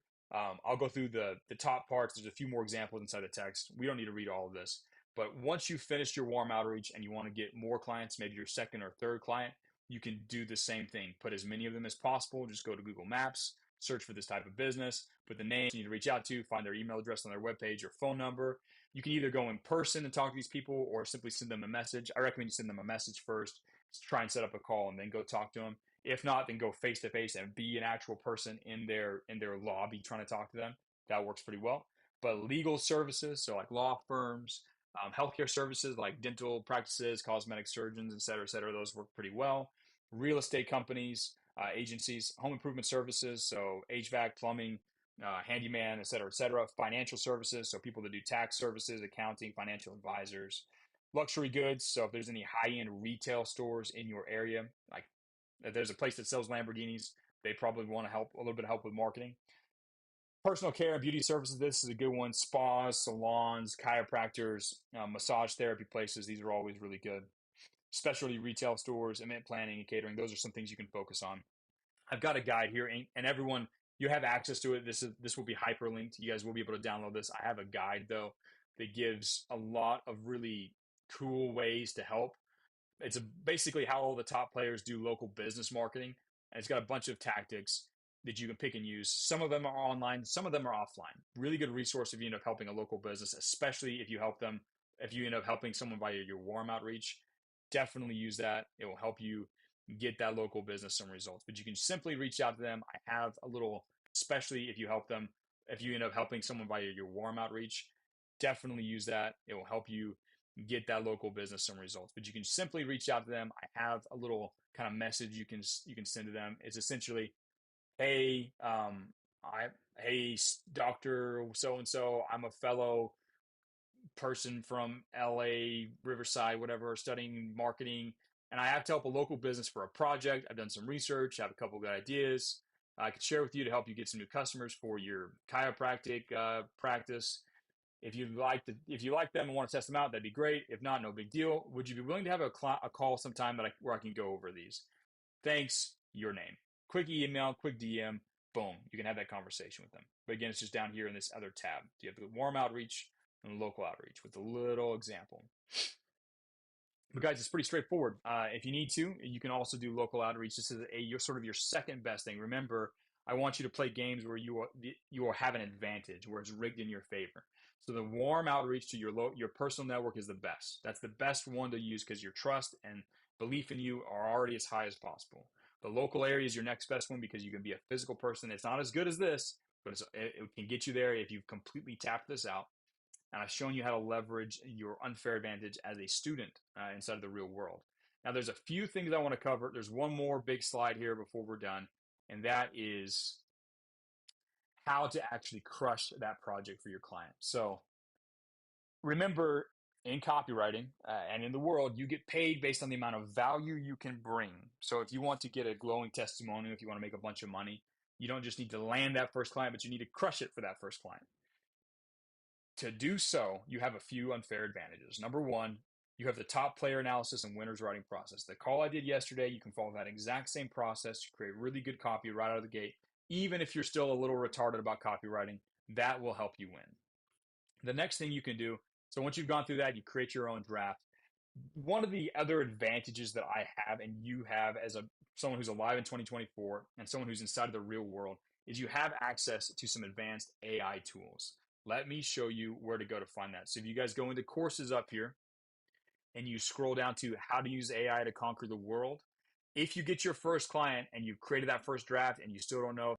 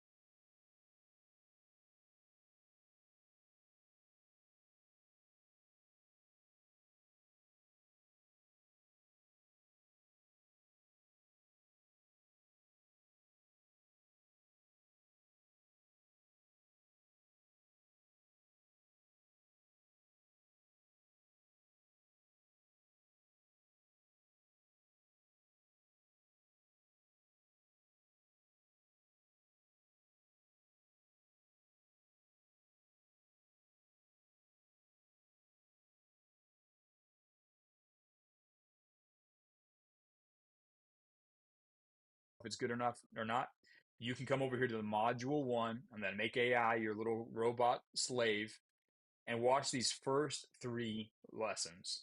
These three lessons give you a cheat code, a better way to interact with ChatGPT so that you can take the outline that you've created here the information that you've gathered from your winner's writing process and generate copy that actually sounds like good copy, not like AI generated copy, but actual good copy, and will actually produce results. So it will make up for the fact that you're brand new. You're just barely going through the level 3 material. You've just barely kind of gone through this part of the boot camp. Because once you get their client, you're going to start watching this content. I also recommend you go in here and watch the Tao of Marketing content. This gives you an advantage. This makes you a super genius in marketing in like a couple of hours. So go watch this as you're doing your project, but use AI to generate and kind of make up for your deficiency in the fact that you're brand new. Again, I show you guys a specific way. Don't just try and use AI by yourself. You're going to mess it up. It's going to sound stupid. Your client's going to hate you for doing basic AI generated copy. But if you use the system that I teach you, you can actually generate decent copy with ChatGPT. Now, once you've generated that first draft with your best efforts and with AI, the next thing you need to do is you need to go get feedback from your fellow students. Let me show you where you go to do that. So inside of the chats, the first thing you need to do is you need to get feedback based on the idea that you're doing. And you can either do that either in Business 101 or get your first client. You can say, listen, I sat down with my client. We're trying to get them this result. I think this is what they need. This is the type of funnel I'm going to try and give them, or this is the type of project I'm going to recommend. Can you give me some advice? And students will say, yes, that's a good project, or no, that project won't help them get the results that you want. And you get some feedback on this strategy. Get that first. The next thing you need to do is when you finish writing your first draft of your copy, you need to go get feedback on the actual copy that you've done. The fastest place to do that is the copy review channel. People are sharing their copy in here, and fellow students are swooping in and reviewing their copy. Doing so is an amazing way to get better at your own copy. But if you submit your copy here, what's cool about getting an outside person to review it is right now you have blind spots when it comes to copywriting. There are things you don't know, and you don't even know that you don't know these things. You're arrogant, and you're arrogant about or you're not arrogant. You're ignorant, and you're ignorant about your arrogance. So you need an outside person to come in and say, look, I see a mistake here that you didn't even see. Let me help you with this, right? So you can get your copy reviewed by your fellow students here. There's also a really cool place, which is the Advanced Copy Aikido channel. And this opens up every so often, and it allows you guys to submit your copy and get it reviewed by the captains, by the expert guides, and occasionally by myself. You can get a super, super high detailed review from a successful copywriter who can take your copy from beginner to hero within 1 or 2 revision processes. Now, there's a process you have to follow through. There's a series of requirements you have to follow in order to get your copy reviewed here, but you all are able to do this once you get your first client. But this is an unfair advantage. Using this process, using AI will get you 90% of the way there. Getting feedback inside of the campus will make sure that your strategy is pointed in the correct direction, and it'll help you fix your copy to the point where it's good enough to when you send it over to your client and you do the review, they say, holy cow, I thought you were a beginner. Are you lying to me? You've obviously done this before. This looks really, really good. And you sit there and you smile and you launch it for them and you crush it and you make them a bunch of money and you move on and you conquer your life because you use the real world and the unfair advantage that you get there. Now, let's go ahead and move on to questions because I've covered the entire thing. A handful of you have landed your first client. The rest of you over this weekend are going to land your first clients. You're going to set up your sales calls. You're going to sit down and talk to them, and you are going to win. Now, we've been running this call for a minute now. There's quite a few of you here. Let's go ahead and answer as many questions as possible that you might have about landing a client or crushing it for them on that first project. Let's cover as many of them as we can. I can't guarantee I'll hit all of them, but I'll do as many as possible. Afterwards, continue to ask your question in this chat. Fellow students will help you. I've told the captains to hyper-focus their time on helping you here as I'm producing the follow-up content. But let's go ahead and answer your questions. First question. Butterfly Flag said, hey, Professor Andrew, thank you for your tremendous value. How can I use this campus to build a startup from scratch? It involves putting on many more, has the copywriter, both huge potential. Context got a client who's an ex-UFC fighter who wants to do this martial arts retreat in the Amazon rainforest. All we have is his reputation and potential high-ticket product. He's a good friend, so you're 100% right networks having a hidden gem. So, okay, so he's your first client. Essentially, this is your first client, and we're thinking about launching this particular offer. So what I recommend you do is you actually do the warm outreach process, but you have him do it. So he reaches out to the friend that he knows that might be a good fit for this type of thing and say, hey, I'm thinking about doing this thing. Do you have any feedback for me? And talk to actual people that are a potential good fit in his network. And they'll say, yeah, that sounds interesting. And you can say, well, what criticism do you have? And you can refine the idea of the project. But as far as launching it goes, Once you've validated that there are some people, and you'll probably get some people to sign up from his friend group or from his IG stories or whatever, then you could do that too. I just skipped ahead to another thing. You could run a few posts and say, hey, I'm planning on doing this idea. If there's enough people interested, if this is something you'd like to do, DM me this or comment this, and I'll send you a DM with more information. And you're going to talk face to face or virtually with some of these people, tease out the ideas, tease out the price points, and then get that launched, get the first iteration done, crush it, get good videography, turn around, use that videography and stuff to launch your next event. That's how I recommend you do it in your particular situation. But yeah. Next question. I have found a business that has social media, but does not have a proper website and they have very less traffic on social media. Okay, that's not a question. Look at what the top players are doing. Do they have websites? What kind of social media are they doing? Figure out which of those you need to help your client with first. What is the next call about? Actually, so I haven't planned a specific call for tomorrow or Saturday. I'm planning on actually probably doing spontaneous Q&A calls in this channel or another channel to just cover general questions because you guys need some time to implement this. You need to have these conversations, do the sales calls. There's sort of a time period here in the middle. Go out and actually get your client before I can then take you on to the next step where I talk about doing market research, understanding markets on a deeper level, creating an avatar. We're going to cover all of that on Monday. But over the weekend, we'll probably just have a few spontaneous calls, a few Q&A sessions just in the chats to make sure you guys are dialed in. But the next call is going to be on Monday, and we're going to talk about how to do the market awareness and how to go through understand a market. So, yeah. Next question. This is fun, guys. We've done a bunch of work on this call. Some of you have taken action and you've got meetings set up. The rest of you, like, if you just do the work that I laid out for you today and follow the process, and I'm going to give you guys the PDF to this so you can steal all the resources and remember this as you get through. And you're like, oh wait, I have to do a sales call. How do I prepare? You guys are gonna have access to the PDF here in a second and the replay, so you can go back and watch this. But guys, this is the game, man. You guys are on your way to making a bunch of money. Next, someone posted something on multi-level marketing. That's not a real business. I should have put that. I'm actually going to go put that right now on the businesses to avoid. Let me just do that real quick. Yeah, MLMs are sleazy, bro. The MLMs exist because the products that they sell are not good enough. They sell a dream. They sell a kind of they take advantage of people's. I'm gonna go ahead and put that on here though. MLMs. Yeah, I want to make sure that's not on there. What they typically do is they have a really garbage product that they try and convince people to sell to their friends so that their friends can make money by stealing from their friends. And that's not what we want to do here. Those are usually bad products. They're not unique, they're not interesting, and they're sleazy. So I do not recommend you interact with and work with anybody that does MLMs. Not a good game. Bad marketing game. They have a crappy product and they're trying to just take people's dreams and use that to steal from them. Not a good idea. Next questions.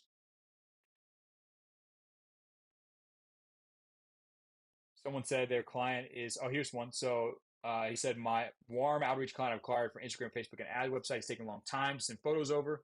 So keep outreaching until it happens or prepare everything with blank photos. You should do the work you can to get ready for him. You should have made sure that you had a call scheduled with him. So you didn't know about that first rule of client Aikido is to always have a call schedule, but that's what you should do. You should get a call scheduled to go over it. Yeah, catch up with the project with him. That'll take you a couple G work sessions. And then yeah, keep getting more clients. You guys are going to get your first warm outreach client. You're going to focus a lot on them, but you're probably going to want 3 warm outreach clients because of just juggling a couple projects. Crush it for one or all of them, and then turn around and scale on the back end. Someone said, after I achieve my client's goal, should I leave it and go somewhere larger companies because I've gained some credibility? Good question. So yes and no. So once you've crushed it for your first client with that discovery project, there's still a lot of work to be done. There's still a lot of opportunities for them to pay you to do bigger projects. You should stay with that client and continue to do the next projects. And you should go land a new client, a bigger client that can pay you more money for more stuff. And you should take them up the ladder as well. Eventually, you might forget about your old client if they can't keep up, but you should stick with your clients. You shouldn't just do a discovery project and leave them. That's like opening a briefcase with like 100 million bucks, taking $100 bill out and saying, that's nice, closing the briefcase, throwing it away and walking away with a $100 bill. There's so much potential with that existing client. You really shouldn't leave your client. You should stick with your client until they're making millions and millions of dollars, unless there are just so many people throwing billions of dollars at you over here that you're like, sorry, I only have time for this now. You should stick with your client, continue to work with them, and then take on your second client, leveraging the testimonial. But we'll cover that once you guys have actually crushed it for your client. Someone said I can't read the name. It's like a big long name. I just want to thank you for this amazing call. I got my client. Now, my client doesn't expect to pay me. When will he? And when should I tell him? After the first copy? Also, what should I send my clients, the draft, or what exactly, Professor? Okay, yeah, so we kind of covered this already. So you're going to create your first draft. Remember the winner's writing process, that big diagram where I showed kind of what happens next. You create your first draft. And I told you today about some cheat codes you can use to make your draft look good by like using AI and talking to fellow students and getting some feedback. Once you've got that, yeah, you're going to send that over to your client. You're going to get some feedback from them. You're going to revise it, and then you're going to push it live, like we talked about yesterday. Yeah, that's what you should. That's what you should work. But as far as like when you get paid, yeah, that's something you should set up once you do your sales call. Once you present your solution, you should say, "Hey, let's set a stretch goal. I'd love to get paid for this." And the back end, if I hit this crazy goal, but I don't want to get paid unless I get you amazing results. I want to make sure our incentives, I'm incentivized, and our incentives on interest are aligned, right? You can set that up. But if you don't, let's say, for example, you run this entire project, they're just happy with you, and you crush it for them, and they don't pay you for the discovery project. It takes you 3 or 4 days to run, and who cares? Then just pitch them for a paid project the next time. Say, well, I'd like to do this next thing, but I'd like to get paid. I think it's worth this. And I'll talk about if you go into level 4 of the courses, I show you exactly how to price your services and how to set up payment for the next project. We'll cover that later. Right now, let's just focus on getting you a client, getting you guys started. Here we go. Uh, Next question was I think I lost my first client because he's been ghosting me and hasn't paid. I don't understand. I did everything. I over delivered and everything. What can I do to stop this from ruining my momentum? Well, first of all, just choose to not let it like ruin your momentum. I don't like. There's a lot of missing information. I don't know what you did. I don't know if you got him a result. I don't know if you actually like what he did. I don't know how you set the project. I don't know what expectation you set. You might think you did everything right, but if he's not happy, someone messed something up, and you probably are partially to blame, if not completely to blame for it. So take ownership of that. Go get more clients. Go get a backup client, and do a walk away follow up. Say, listen, hey, it sounds like this isn't a priority for you anymore. Um, Let me know. If not, I've got a lot of work I need to do. So let me know if this is a priority for you and you want to keep doing this. If not, um, no sweat. I've got work I need to do. And then just be willing to walk away from this guy and go get another client. I don't know what your deal is. You probably messed up a whole bunch of stuff. I recommend you give a full breakdown of everything you did for him, what the expectations were, like with the how to ask a question guide inside of the get your first client. Ask for help there. We'll see if we can help you out. But you probably messed something up. Just don't let it stop you. It's in the past. Just go get a new client. Keep going. Next question. Hi, Professor. I asked this earlier. Had my first client today.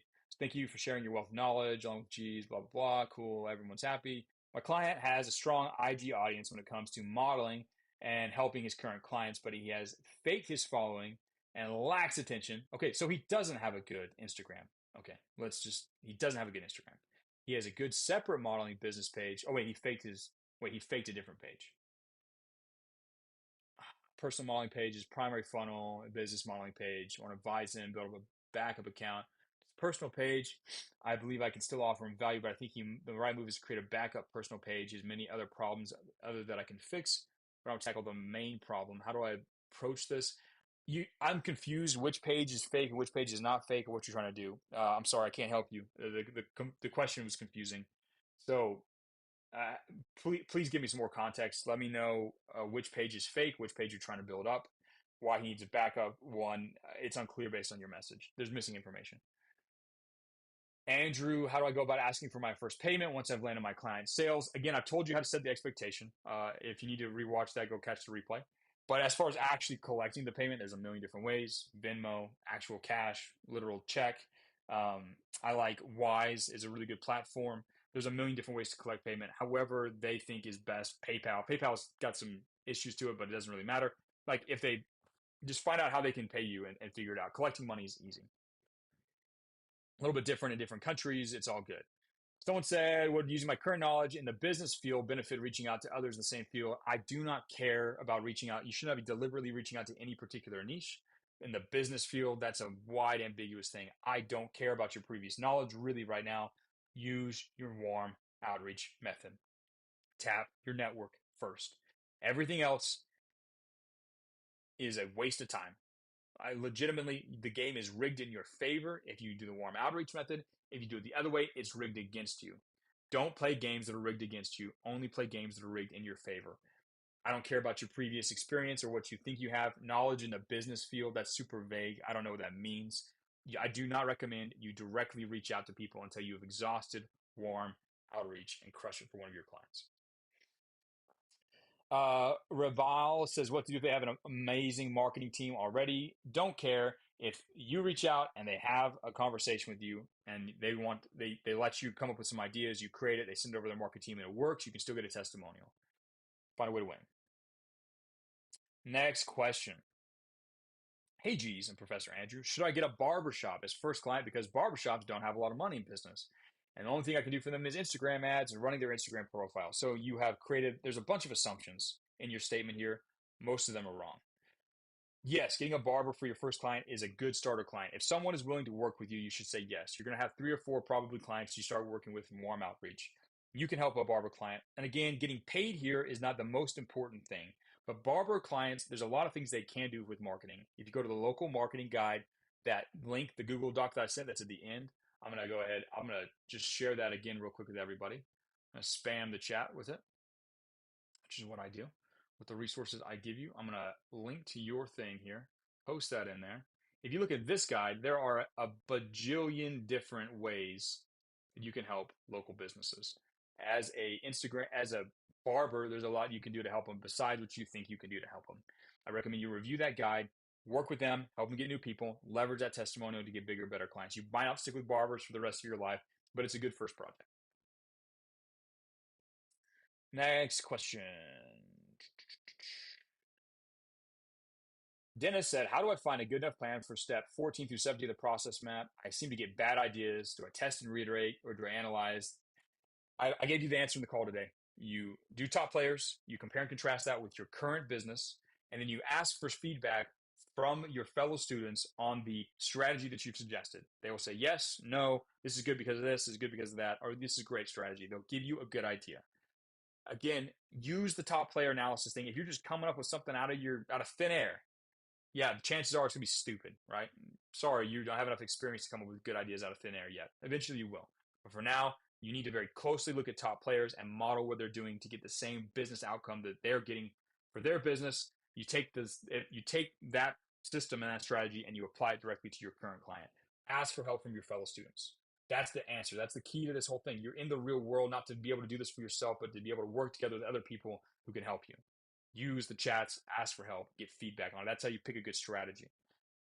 Follow the system I've taught you. Don't come up with stuff by yourself. Get feedback from your fellow students when you have a hypothesis for what you think a good strategy will be. Next question.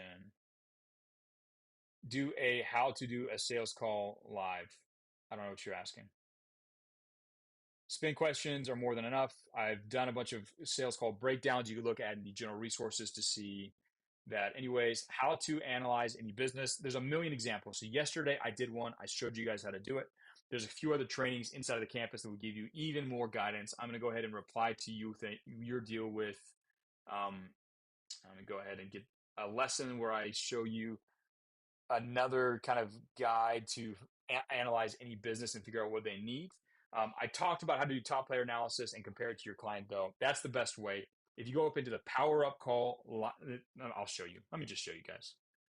I'll show you where it's at. If you go into courses and you come over here to the power up call library and you scroll down over here, you will notice that there are these things called Tao of Marketing Live examples. These calls, and there's a bunch of them all together right here. I break down a bunch of different kinds of businesses and analyze them and show their whole funnels and steal what they're doing to be successful. And I show you how to do this live. There's a million different variations. Tao Marketing Live examples. There's a whole bunch of stuff you can do here from a bunch of different types of businesses. The name was weird on this one. I don't know why. There's a bunch of cool things that you can do here where you can just see how I steal these people's businesses. I'm going to continue to do more calls like this, but for now, I show a million different variations and a million different ways for how you can analyze out what they need. I've linked to one training. I've got a bunch of other stuff. Let's see what else we have. Cleaning services are good. Yes. A lot of you guys are asking if it's good. If it's not on the banned list of things that I mentioned earlier, it's probably good. Should we avoid working with a SMMA business? Kind of, because you're an SMMA, you're a social media marketing agency, essentially is who you are. So unless you go on as an employee to go get like work there, then yeah, you probably shouldn't work with one. Will this live call be saved? Want to watch it again? It's going to be saved yes. So these live beginner calls, I've saved every single one of them. I post links inside of the announcements channel right afterwards every time. I'm concerned if you don't know that, that means you haven't been checking the announcements channel, which means you probably missed out on a whole bunch of other really good stuff. So yes, you'll be able to watch the replay. They exist inside of the real world. Actually, let me show you where they're. While I have you here, let me show you where they all are. You go to courses, you come down here to Toolkit General Resources, you scroll all the way down to the bottom, live beginning lessons. You hop in here, you can see that I've done these are all the previous calls. What is copywriting, marketing 101, funnels, winner's writing process. This call is going to go right here when I'm done with it. So that's where you go for that, bro. But I've been publishing all of them inside of the announcements channel. I want you all to do me a favor. And if you're on the call now and it's live, I'd like you to prove it to me. Go to announcements, right click, and turn on notify on all messages. And once you have, put a 1 in the chat, the Business 101 chat. Come over here to announcements, right click or press if you're on mobile, hit notify on all messages. What that does is make sure that you get a push notification every time I announce a live call. I post the important replay links. I post all that stuff. Put a 1 in the Business 101 chat once you've done that. All right, guys, we're going to answer a few more questions and we're going to wrap this up. I'm going to let you guys loose to go do the work you need to do. Let me go over to check real quick. See if we have any ones in the chat. People are following through. Yes, you are. Excellent. Good. That way you don't miss out. It'd be a shame, guys. I'm constantly pushing out good resources that help you win. They give you new advantages and help you rig the game in your favor. It would be a shame if you missed those because, you just didn't have notifications turned on. Let's take a look. Oh, here's a good one. Someone asked a question. Is there a point where you just take a no for an answer with a stubborn business owner? For example, if they say they make enough money yet don't have a large social media presence, or should you keep trying after maybe letting them sit on it? So I'm assuming that this is a made up scenario where you're like, well, what if this happens? Most of the time, this doesn't happen. I don't recommend you try and sell people things if they don't want help. If someone literally has no desire, if it's like a cantankerous old 85-year-old guy running a hardware store and he doesn't want to sell any more products, he just wants to retire in 2 weeks, don't try and sell them. There's no point. I really recommend you only try and help people who have existing needs and existing desires. So first of all,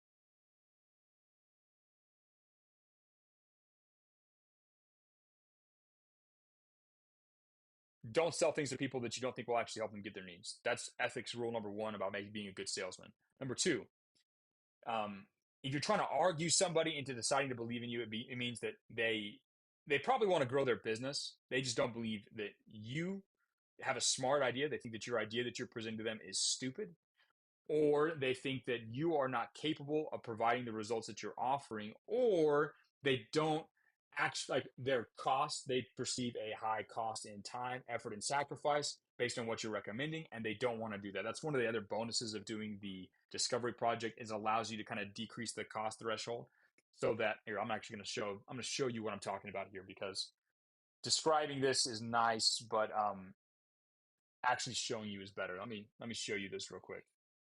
Got the kids preparing for war, running around outside right now. Let's see if I can share the screen. All right. So in your situation, very rarely do business owners not have any desire to grow their business. Almost always, that's like the number one thing they're thinking about.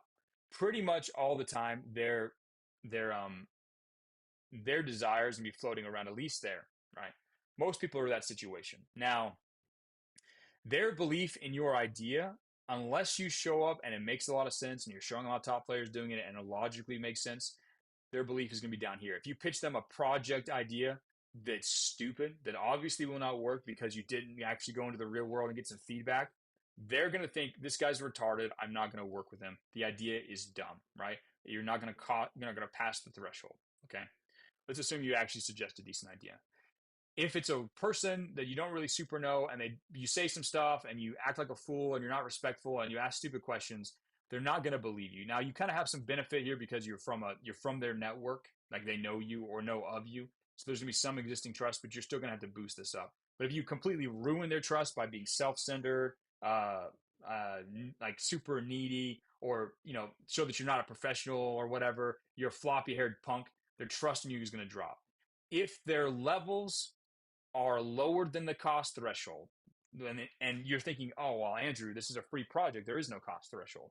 Incorrect. They know that if they work with you and allow you to do this project, they're going to have to put in some effort. They're going to have to sacrifice. There's going to be some time. And there's a perceived risk here. What if you run this project and it completely fails for them? Oh no, right?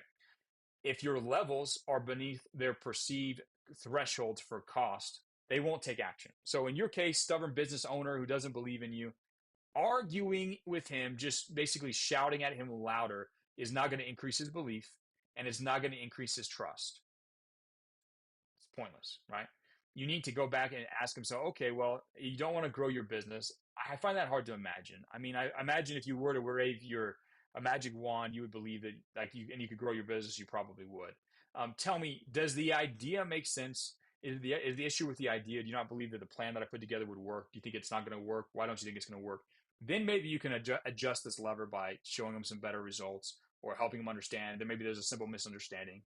Let's assume he says, no, the idea makes sense. Like, I think that would work. I just, whatever. And say, well, is it me? Do you just believe I'm capable of doing this? Um, are you worried that it's too risky, that your business is going to fail? You want to then address these other things. Let's say it's like, no, you seem like a smart enough person and capable of doing it. He's then worried about one of these things. And then you need to find a way to lower this level because, surprise, surprise, you can. You can lower the cost level by decreasing the price. It's free, so you can't really do that. Making it easier for him, scheduling out the time so he knows it's only going to take him 30 minutes once a week, or saying, listen, you don't have to run it if you don't think it's going to work. Let's put it together. We'll test it in a small way. It's not going to tank your business or change your brand. We'll test it out small before we go big. You can lower the levels, and then he'll be fine. That's what's happening in this weird situation you've described. And thankfully, understanding this will always give you the key to handle any persuasion, any sales. Guys, this is like $1 million secret right here. This thing right here, I could probably create an entire, if I wanted to, a high level management consulting course about this and sale. This diagram right here is the key to getting someone to buy. It holds all the levers. This is all you need to know. And you guys could just get it here inside like I could write a book around this freaking thing if I wanted to and like go big giant mainstream. And I'm not. I'm just sharing with you guys inside the real world.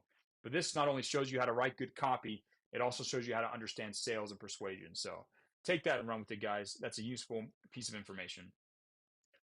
All right, guys, we've gone for almost 2 hours. It's been an hour and 55 minutes live here inside the real world, helping you guys out. Many of you have landed your first client. Actually, real quick, if you're still here and you have, as a result of what we've talked about, started a sales conversation with a prospective client and or landed your first client, put some form of emoji in the chat. Just if you've landed a first client or started an actual back and forth conversation with a potential client, drop an emoji in the chat. I'm curious how many of you guys have been able to do this. And with that being said, you're going to continue working. You guys have the Canva link. Those of you who just asked for the Canva link, if you go into FAQs, it's linked in there. I see a handful of emojis, which is good news. I'm excited for you all for being able to take your first steps. Continue with the action. This is your core work. You're taking steps towards doing this. Once you've landed that client at that sales call, then it's about coming up with a good strategy, pitching them the right project, getting that to work, making sure that you go through the winner's writing process, leveraging the power of the real world, crush it for them, and then the world is your oyster. You can conquer anything you want moving forward. My friends, it's been a good call. I'm going to upload the replay, upload the resources immediately, tag you all in the announcements channel. Thankfully, you all have your announcements channel notifications turned on, and you'll get it immediately. We are taking steps, brick by brick, step by step. It's not step by step towards ultimate world domination by the copywriting campus. Let's go out. Let's get it.